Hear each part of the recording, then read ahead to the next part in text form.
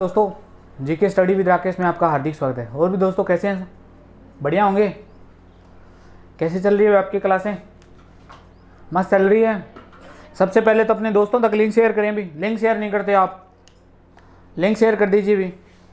तो हम कार्तिक मास के यानी हमारा त्यौहार टॉपिक चल रहा था और त्यौहार में क्या पढ़ रहे थे? तो कार्तिक महीने के त्यौहार पढ़ रहे थे। यानी लास्ट वीडियो लेक्चर में मैंने कार्तिक महीना देखा था, कार्तिक महीने के बारे में पढ़ रहे थे। शायद मैंने 3 त्यौहार लास्ट में इकट्ठे करा के गया था, भैया दूज, गोपाल अष्टमी और आंवला नवमी, जिसे अक्षय नवमी भी कह देते हैं। उसके बाद के त्यौहार कंटिन्यू करते हैं। दोस्तों लाइक शेयर करना आपका काम है, यानी ये आपका काम है, आप करते रहें। मैं पढ़ाने पे ध्यान देता हूँ दोस्तों, बातें करता हूँ। तो मैंने आपको शायद कभी बताया नहीं, आज बता दें। बातों में क्या होता है, कई बार चीज़ें मिस हो जाती है। तो आपका काम अगर बखूबी से करते हैं तो मैं भी मेरा काम बखूबी से करता हूँ। तो सबसे पहले यानी कार्तिक महीने में आती है दोस्तों, उसका नाम है देव उठनी एकादशी। इसे बोलते हैं देव उठनी एकादशी। एक दोस्तों स्टार लगा के वैसे ही बता रहा हूं, एक होती है देवशयनी एकादशी। देवशयनी एकादशी। अब उठने का क्या महत्व है और शयनी का क्या महत्व है? पहले तो उठने की बातें करते हैं दोस्तों। देखो नाम से स्पष्ट नहीं है कि शयनी। पहले तो ये किस मास में आती है, तो ध्यान रखना दोस्तों, ये कार्तिक महीने की बात चल रही है। तो ये कार्तिक में आती है। आती कब है? तो ये कार्तिक शुक्ल एकादशी को आती है।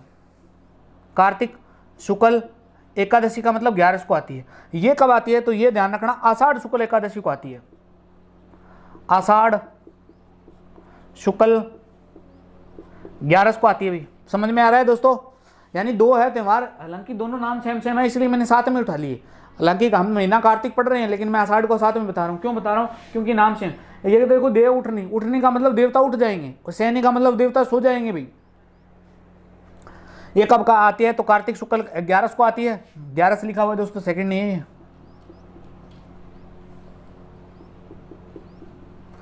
एक देवशयनी। अब दोस्तों इसका वैसे इसके उपनाम है, उपनाम। इसका उपनाम है प्रबोधन एकादशी। प्रबोधन एकादशी दोस्तों मैंने 1000 बार कहा है, अगर आप पूर्णतः पूरी क्लास देखते हो, स्किप नहीं करते हो, तो आप एक बार वीडियो लेक्चर देख लेना दोस्तों। इसके बाद में अगर टॉपिक में से प्रश्न उठाना, तो 100 में से 99% मेरा मानना ये है, इसी में से रीट का सवाल पूछा है। रीट ऐसा है जो भी जिस परीक्षा की आप तैयारी करते हैं।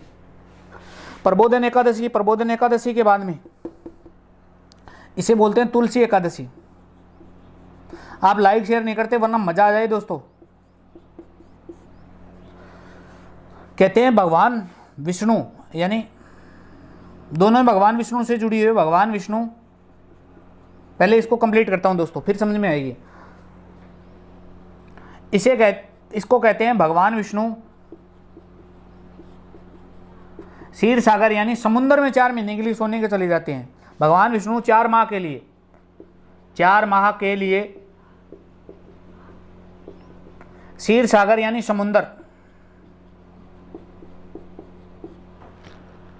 में जाकर निद्रावस्था में चले जाते हैं। निद्रावस्था में चले जाते हैं, अवस्था में चले जाते हैं। अब देखो देवता ही सो गया, तो क्या मांगलिक कार्य होंगे क्या? तो बिल्कुल नहीं होंगे, यानी मांगलिक कार्य बंद हो जाते हैं दोस्तों। ये प्रश्न खूब एग्जाम में पूछा जाता है, शायद ये किसी टीचर के एग्जाम में तो ये पूछ लिया था कि किस त्यौहार के बाद में, यानी किस तिथि के बाद में मांगलिक कार्य पूर्ण रूप से बंद हो जाते हैं? तो देवशयनी। और कब स्टार्ट होंगे? तो देव उठने 11, यानी देवता पुठा जागेगा, देवता बुलाना पड़ेगा। मांगलिक कार्य नहीं होता, यानी 4 माह तक मांगलिक कार्य नहीं होता भी।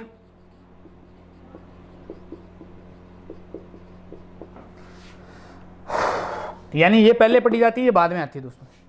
भगवान विष्णु कहते हैं क्षीर सागर से जागृत अवस्था में आते हैं।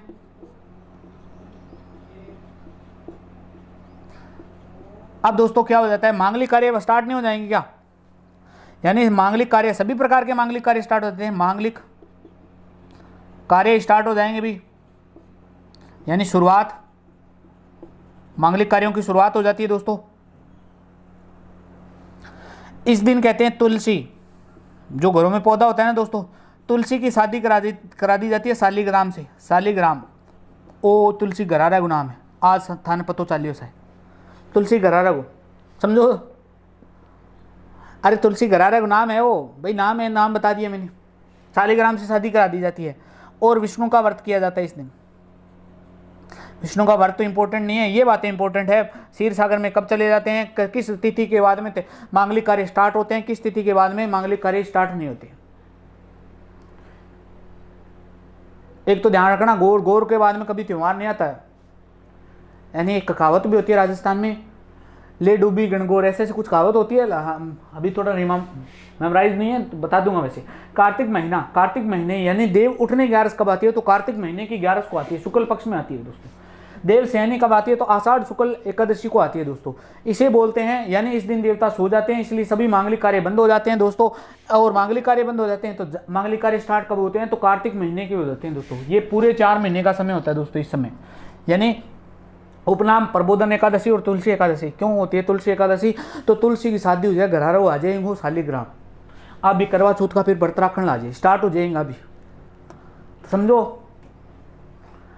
तो ये देव उठने 11 समझ में है क्या, समझ में है तो लाइक शेयर ठोको भाई, थम्स अप करके बताना शेयर में है तो। बस कार्तिक महीने के 2-3 त्यौहार बचे हैं, 11 पहुंच गए, पूर्णिमा पहुंचेंगे तो खत्म हो जाएंगे भी। नेक्स्ट है त्रिपुर पूर्णिमा। त्रिपुर पूर्णिमा, अब त्रिपुर पूर्णिमा आती कब है दोस्तों, तो ये सभी जानते हैं, कार्तिक पूर्णिमा को आती है भाई। कार्तिक पूर्णिमा को आती है भाई। इसका उपनाम क्या है दोस्तों, यानी अन्य किसी नाम से जानते हैं तो इसे देव दीपावली कहते हैं। ये मैंने लास्ट वाले वीडियो लेक्चर में बात कर रखी थी, देव दीपावली। अब देखो ना, छोटी दीपावली किसे कहते हैं, तो रूप चतुर्दशी को कहते हैं। दीपावली कब कहते हैं, तो कार्तिक अमावस्या को। देव दीपावली किसे कहते हैं, तो देव दीपावली त्रिपुर पूर्णिमा को। अरे समझ में आया था रे, आ रही है ना, हाँ आ रहा है ना, लाइक शेयर तो आप करते नहीं है। हाँ तो समझ में आ रहा है, थम्स अप करके बताना भाई। एक तो लेट आते हैं ना जो बच्चे, इन पे तो मुझे बहुत पहले ही गुस्सा आता है। लेट आने वाले तो ध्यान रखें, क्या कहूँ, ऑनलाइन क्लास ऑफलाइन होती, 2 झपीड़े मारता है इनके। अरे एक तो थारो थे परीक्षा में बाहर, यानी तैयारी करने अब लगे हैं, पहले ही लेट हैं, ऊपर से कक्षा में लेट आते हैं आप। कब तक आओगे लेट भाई। एक ध्यान रखना दोस्तों, मोटिवेशन, आप कहते हैं ना, कोई कहते हो, एक दिन कमेंट आयो शायद पिछले किसी क्लास में आया था कि सर मोटिवेट नहीं करते आप। अरे भाई लगाया कुत्ता शिकार मारे है क्या, कभी लगाए कुत्ते शिकार मारते हैं क्या। शिकार करना है तो खुद को दौड़ना पड़ेगा, आपको खुद को चलना पड़ेगा, खुद को 9 बजे आना पड़ेगा, इस क्लास को देखना पड़ेगा। चाहे कोई सी भी क्लास देखो, कहीं से भी पढ़ो, लेकिन पढ़ना तो पड़ेगा ना, तो करना ही पड़ेगा, इलाज ही नहीं है, पॉसिबिलिटीज़ नहीं है। वो दिन चले गए जब किस्मतों से नौकरी लग जाती थी दोस्तों। वर्तमान में परीक्षा का पेपर जो यानी पेपर आता है ना, आंखें फटी की फटी रह जाती है, ऐसे प्रश्न पूछे जाते हैं। अब इसका विशेष महत्व क्या है, तो दोस्तों भगवान शिव ने त्रिपुरासुर नामक राक्षस का वध किया था। शिव ने त्रिपुरासुर नामक राक्षस का वध किया, राक्षस का वध किया था दोस्तों। और क्या विशेषता है दोस्तों, कहते हैं इस दिन मत्स्य अवतार है ना, मत्स्य अवतार इसी दिन हुआ था, मत्स्य अवतार सभी जानते हैं। मीणाओं में मत्स्य अवतार, यानी मीणा जनजाति में मत्स्य अवतार, यानी मीणाओं को किसका माना जाता है, तो मत्स्य अवतार, यानी मीणों के जो पूर्वज हैं वो किसके अवतार माने जाते हैं, तो मीणाओं, मत्स्य के, भगवान मत्स्य के अवतार माने जाते हैं दोस्तों। अब ध्यान रखना, जो स्नान पर्व शरद पूर्णिमा से कब आई थी, तो दोस्तों आश्विन महीने की बात कर रहा हूं मैं। शरद पूर्णिमा को स्टार्ट हुए थे ना, जो स्नान पर्व शरद पूर्णिमा से प्रारंभ हुए थे,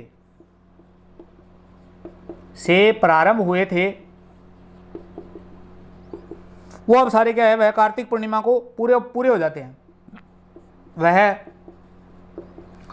कार्तिक पूर्णिमा को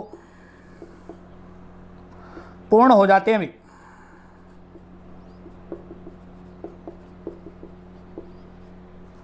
ये ध्यान रखना दोस्तों। मेले कार्तिक, ये मेला है ना इस दिन त्रिपुर पूर्णिमा, यानी कार्तिक पूर्णिमा को मेले बहुत बढ़ते हैं। बस प्रश्न पूछा जाता है यहीं से, मेला बढ़ता है दोस्तों, इसे बोलते हैं कार्तिक मेला या पुष्कर मेला। कार्तिक मेला या इसे बोलते हैं पुष्कर मेला, यानी कार्तिक पूर्णिमा को मेला कहाँ पड़ता है, तो कार्तिक मेला बोल देते हैं, इसी को पुष्कर मेला बोल देते हैं। अब पुष्कर कहाँ है दोस्तों, तो अजमेर में पड़ता है। अभी कार्तिक पूर्णिमा के ही मेले बता रहा हूँ दोस्तों, और 3 मेले हो रहे हैं दोस्तों जो इस दिन बढ़ते हैं। कपिल मुनि का मेला दोस्तों, स्टार लगाओ, बहुत बार पूछा हुआ है ये प्रश्न। कपिल मुनि का मेला, तो कपिल मुनि का मेला कहाँ पड़ता है दोस्तों, तो आप सभी जानते हैं कपिल मुनि कहाँ सांख्य दर्श के प्रणेता थे और इनकी कर्मस्थली रही है राजस्थान में बीकानेर। और ध्यान रखना दोस्तों, झीलों से एक ही प्रश्न बनता है, खारे पानी की झील देगा और पूछ लेगा निम्न में से कौन सी खारे पानी की झील नहीं है, और अपवाद स्वरूप एक ही झील पूछी जाती है, उस झील का नाम है कोलाई, क्योंकि थार के मरुस्थल में लवणीय मृदा पाई जाती है, आप सभी जानते हैं।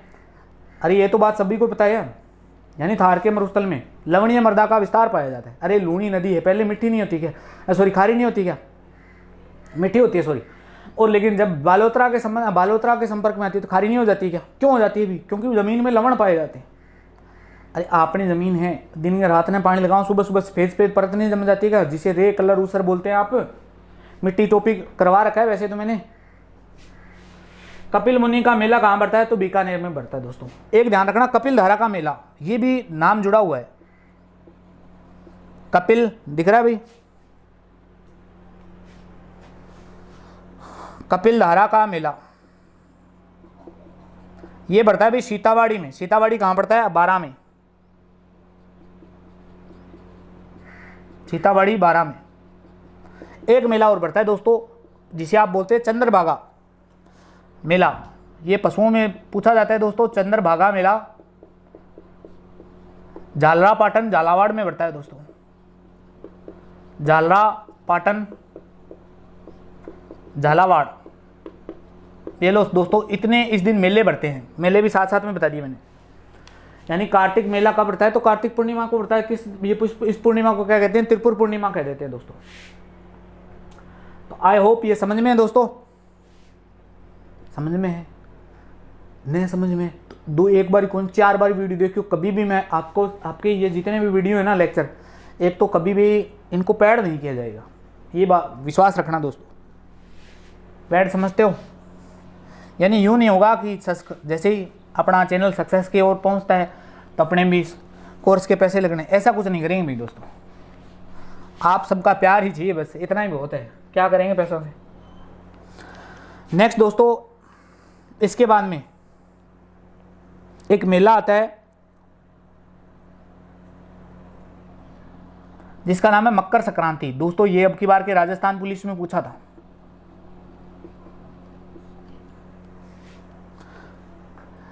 अंग्रेजी है, बस इसका देखना। प्रतिवर्ष 14 जनवरी को बढ़ता है दोस्तों। अंग्रेजी कैलेंडर के अनुसार है, ये सिक्कों का पर्व क्या।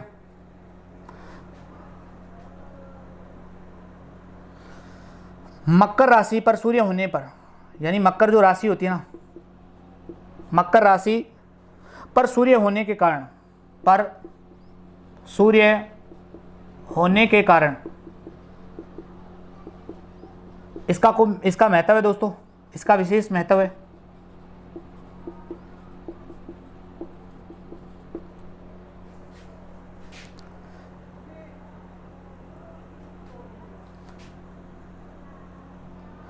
मकर संक्रांति के दिन यानी 13 तारीख के दिन स्टार लगाना दोस्तों, एक मजेदार चीज निकल के आएगी।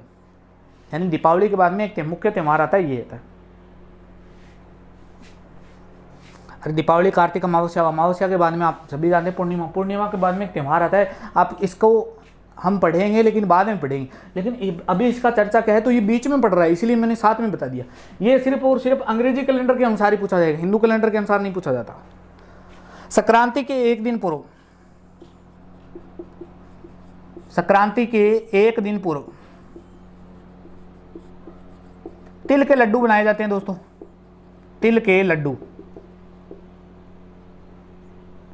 और तो और खास बात की है दोस्तों, कहते हैं रूठी सास को इसी दिन मनाया जाता है। रूठी सास को मनाने की परंपरा, बस अरे कदे सुसरान भी मना लिया करो हो सारा, कोई करवा चौथ है थारा ही थारा बरता, कभी मारा ही बरत दो, कभी माने भी मौको दे थे। रूठी सास यानी जितनी भी सासें हैं, सासू माता रहती है, वो अगर रूठ जाती है तो मकर संक्रांति के दिन यानी 14 तारीख के दिन इनको मनाने की परंपरा है। अब कार्तिक के बाद में कौन सा महीना आता है दोस्तों? माघ आ जाता है। ठंडा आप सभी जानते हैं, जनवरी फरवरी का महीना आ जाता है, तो हेडिंग डालेंगे माघ।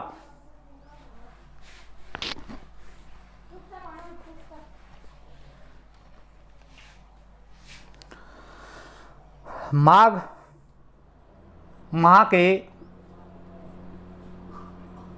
प्रमुख त्योहार। अब माघ महीने के, अब हमें वही पढ़ना है दोस्तों। सबसे पहले तो कृष्ण पक्ष और दूसरा पक्ष है शुक्ल पक्ष।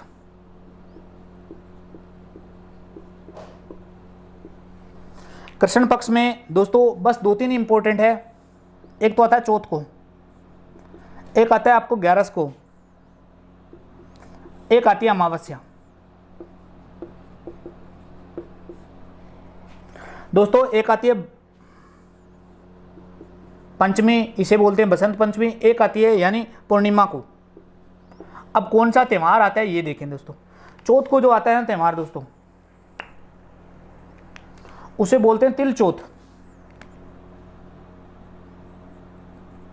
तिल चौथ, पहले तिल चौथ के बारे में बात करते हैं दोस्तों। चलो नाम लिख देता हूं। इस 11 को क्या आता है? तो 11 को आती है सठ तिला एकादशी। सठ तिला एकादशी।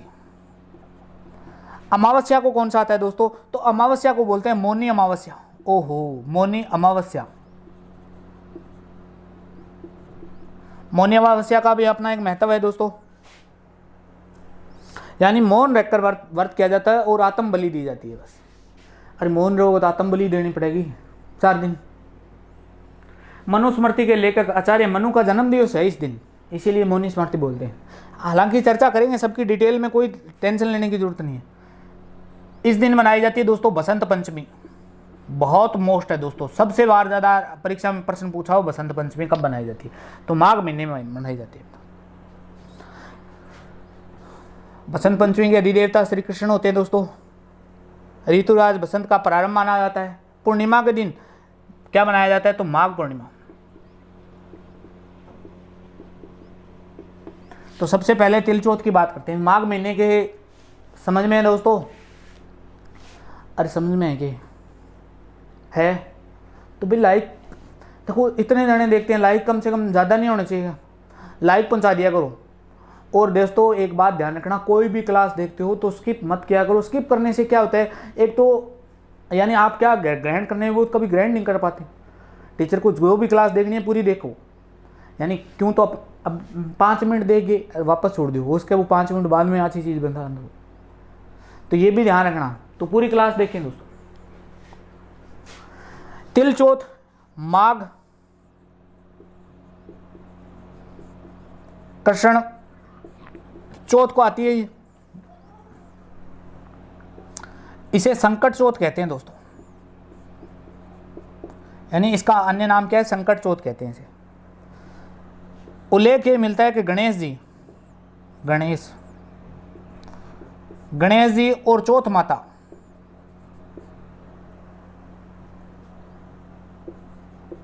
को तिल कुटे का भोग चढ़ाया जाता है। तिल कुटे का भोग। और चौथ माता का मंदिर यानी चौथ माता का मेला कहाँ पड़ता है दोस्तों? ये बहुत बार परीक्षा में पूछा, मोस्ट लगाओ भी चौथ माता का मेला कहाँ पड़ता है।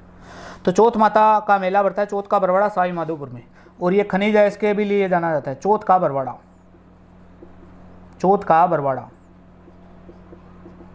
सवाई माधोपुर। दोस्तों मुझे नहीं पता, अब सारे जो जितने भी देख रहे हैं वो मेरी ऑफलाइन क्लास के बच्चे देख रहे हैं, हो सकता है कोई ऑनलाइन भी मेरे से जुड़ा हो। अगर कोई रीट बंधु या ऐसा ही बंधु देख रहा है ना दोस्तों, हालांकि BSTC में तो सीधा प्रश्न आ जाता है कि चौथ का बरवाड़ा यानी चौथ का बरवाड़ा किस खनिज है इसके लिए फेमस है। तो ध्यान रखना दोस्तों, किस खनिज है इसके लिए फेमस है? कौन से के लिए फेमस है भाई? शीशा जस्ता के लिए नहीं फेमस है क्या, या मैग्नीज के लिए? शीशा जस्ता के लिए बताओ कौन से के लिए? चलो कमेंट में बताना, आप मुझे कल का कमेंट करके बता देना दोस्तों। चलो मैं आपके ऊपर छोड़ देता हूँ, इस चौथ के बरवाड़े से यानी सवाई माधोपुर से क्या बात जुड़ी हुई है। अगर इससे निकलने वाला खनिज पता है ना दोस्तों, तो एक इंपॉर्टेंट प्रश्न जो आज तक कभी परीक्षा में नहीं पूछा गया, रीट में पूछा जा सकता है, क्योंकि भौतिक प्रदेश आपके लगते हैं दोस्तों। अगर भौतिक प्रदेश लगते हैं तो सबसे महत्वपूर्ण सवाल यही बनता है दोस्तों। यानी अगर मैं टीचर होता ना, पेपर बनाता, तो चौथ का बरवाड़ा से ही देता। आपको चौथ का बरवाड़ा भी याद होता और उत्तर भी नहीं देकर आते। बताओ, 2 प्रश्न बनते हैं दोस्तों। एक तो एल्यूमिनियम की खोज हुई है, राजस्थान में एल्यूमिनियम कहीं नहीं पाया जाता, अभी 2018 में खोज हुई है, वो तो हुई कोटा में। लेकिन शीशा यानी ये चौथ का बरवाड़ा है ना, यहाँ से प्रश्न बनता है दोस्तों। पिछली बार BSTC में तो शायद सीधा ही आ गया था कि चौथ का बरवाड़ा कहाँ पड़ता है। ये तो खान ऐसी भी दे दी जाती है, लेकिन मैं कह रहा हूँ इससे रीट में हटके प्रश्न आता है टीचर में। तो हटके प्रश्न क्या है, मैंने ऑफलाइन क्लास वालों को तो बता रखा है। फिर भी अगर आप नए हो ना, तो दोस्तों कल मुझे या तो आप कमेंट बॉक्स में उत्तर डालें, मैंने जो पूछना चाह रहा हूँ मैं, यानी चौथ का बरवाड़ा है दोस्तों, ये 2 भौतिक प्रदेशों से जुड़ा हुआ है। यानी चौथ का बरवाड़ा कहाँ पड़ता है? सवाई माधोपुर में। सवाई माधोपुर में ऐसा कौन सा खनिज निकलता है, यानी अरावली में वो खनिज नहीं पाया जाता, इसलिए इसको अरावली में भी पढ़ते हैं और पूर्व के मैदानों में पढ़ते हैं। इसका कुछ ना कुछ कनेक्शन है, आप बताना दोस्तों, मैं आपके ऊपर छोड़ता हूँ। रीट वाले वेरी वेरी इंपॉर्टेंट लगा लेना दोस्तों। अगर प्रश्न पूछा गया ना, तो 2 मैंने प्रश्न बोल दिए हैं, ध्यान रखना दोस्तों। और खनिज है इसका रीट लेवल फर्स्ट और सेकंड दोनों में ही है। ये फर्स्ट वाले, हाँ नाम नहीं ले रहा हूँ, दूंगा खींच के, तेरे को तो पता होना चाहिए, कमेंट में बता। पढ़ती नहीं है बिल्कुल भी। और ये चौथ माता है ना, ये भी ध्यान रखना दोस्तों, कंजरों की आराध्य देवी है। कंजर एक जनजाति है, कंजरों की आराध्य देवी है दोस्तों। आराध्य तो पता ही है। तो ये तिलचौथ पूरी हो गई दोस्तों, समझ में है तिलचौथ है, यानी महाकृष्ण चतुर्दशी को आती है, संकट चौथ बोलते हैं। इस दिन गणेश जी और चौथ माता का है ना, उसको तिलकुटे चौथ का तिलकुटे का भोग लगाया जाता है। और चौथ का मेला कहाँ बढ़ता है? चौथ माता का मेला बढ़ता है दोस्तों सवाई माधोपुर में, यानी चौथ का बरवाड़ा जो पड़ता है वहाँ बढ़ता है। और ये चौथ माता है ना, किसकी आराध्य देवी है? तो कंजरों यानी कंजर जनजाति की आराध्य देवी दोस्तों। नेक्स्ट बात करते हैं छठ एकादशी की। कोई खास बात नहीं है छठ एकादशी की, लेकिन फिर भी बता देता हूँ।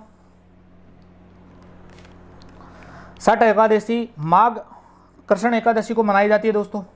माघ कृष्ण एकादशी को मनाई जाती है, यानी 11 की मनाई जाए। दूसरी बात क्या है दोस्तों? दूसरी बात यह है कि इस पर्व के अधिदेवता कौन है, यानी किसको समर्पित है? तो विष्णु को समर्पित है दोस्तों। ये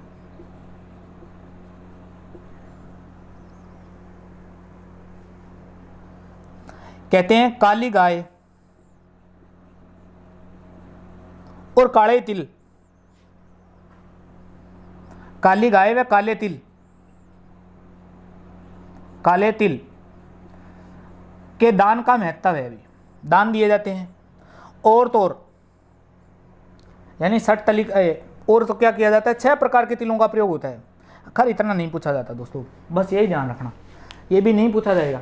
यानी छठ एकादशी माघ कृष्ण एकादशी को, इसके अधिदेवता कौन है? विष्णु है। कहते हैं काले तिल है और काली गाय का दान का विशेष महत्व है। नेक्स्ट बात करते हैं दोस्तों अमावस्या, मौनी अमावस्या। बस 2 ही बातें याद रखें। अब आती कब है? तो मौनी अमावस्या भाई माघ अमावस्या को आती है और आचार्य मनु का जन्मदिन है दोस्तों। माना जाता है मनुस्मृति के लेखक, मनुस्मृति के लेखक मनु का जन्मदिन है। ये लो भाई, कृष्ण पक्ष के त्यौहार कंप्लीट हो गए दोस्तों, समझ में है? यानी मौन रहकर व्रत किया जाता है, इसलिए इसको मौनी अमावस्या कह देते हैं। तो कृष्ण पक्ष के 3 त्यौहार थे, तीनों बता दिए। नेक्स्ट वीडियो लेक्चर में हम शुक्ल पक्ष की बात करेंगे, बसंत पंचमी और माघ पूर्णिमा। हमारा माघ महीना कल कंप्लीट हो जाएगा और स्टार्ट कर लेंगे फाल्गुन। यानी नेक्स्ट 2-3 वीडियो लेक्चर में हम हमारा ये त्यौहार वाला चैप्टर है पूरा कर देंगे। वीडियो कैसा लगा लाइक शेयर कमेंट करके दोस्तों ज़रूर बताना। अगर आप शेयर करते हैं ज़्यादा से ज़्यादा तो दोस्तों हमेशा ही मैं कहता हूँ कि आपका कमेंट है ना मुझे ऊर्जावान बना देता है, ऐसा मजबूर कर देता है कि यार मुझे भी बच्चे देख रहे हैं, कम से कम वीडियो बनाना चाहिए। अब इतनी गर्मी आप देख सकते हैं दोस्तों, वीडियो में आप नोटिस भी कर सकते हैं कितनी गर्मी है मेरे पास। यानी जिस स्टूडियो रूम में मैं पढ़ाता हूँ, जहाँ हमारा स्टूडियो है, वहाँ पंखा वगैरह कुछ नहीं है, लेकिन फिर भी मैं आपके लिए ऊर्जावान रहकर एकदम तरोताज़ा वीडियो लेकर आता हूँ। और ऐसा वीडियो, ऐसा कंटेंट, ऐसा नहीं है कि काम चलाओ सिर्फ मुझे कि यूट्यूब पर यानी कोई विशेष महारत हासिल करने के लिए आता हूँ, ऐसा नहीं है। कंटेंट भी देता हूँ मैं, और आप अगर अच्छा रिप्लाई करते हैं तो उसमें मज़ा आ जाता है दोस्तों। तो दोस्तों जितने भी क्वेश्चन है सब यहीं से पूछे जाते हैं, ऐसा कुछ नहीं है कि यहाँ से कोई आउट ऑफ चला जाए। यहाँ से आउट ऑफ चला गया तो दोस्तों मेरी मानना उस पर्सन को छोड़ आना, या तो रीट वाले तो रीट और BSTC वाले आंख बंद करके ठोक देना। हालांकि मेरा एक नेक्स्ट वीडियो जल्द ही कल या परसों में एक वीडियो आ जाएगा दोस्तों, जिसमें आपको रीट की स्ट्रेटजी बताऊंगा, यानी प्रश्नों को कैसे अटैम्प्ट करना है, कौन सा जो चैप्टर है उसमें कितने प्रश्न पूछे जाएंगे, और कौन सा आपका वीक है कौन सा आपका स्ट्रॉन्ग है, उसमें कैसे प्रहार करेंगे। इस पर पूरी यानी रीट में अब बचे हुए दिनों में हमारी रणनीति क्या है, इस पर वीडियो लेकर आएंगे दोस्तों। जल्दी वीडियो लेकर आऊँगा दोस्तों, उसमें पूरा बताऊँगा आपको कैसे करना है।